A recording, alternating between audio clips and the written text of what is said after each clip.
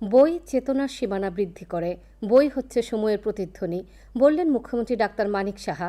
All Tripura book sellers and publishers অ্যাসোসিয়েশনের 41তম বার্ষিক সাধারণ সভার উদ্বোধন করে এ কথা বলেন তিনি। রাজ্য সরকার পুস্তক ব্যবসায়ীদের মূল সমস্যার খানিকটা সমাধান করতে পেরেছে বলে উল্লেখ করেন মুখ্যমন্ত্রী। মহারানী তুলসীবতী বালিকা বিদ্যালয়ে আয়োজিত অনুষ্ঠানে সংগঠনের পক্ষ থেকে মুখ্যমন্ত্রীর ত্রাণ তহবিলে 50,000 টাকা প্রদান করা হয়।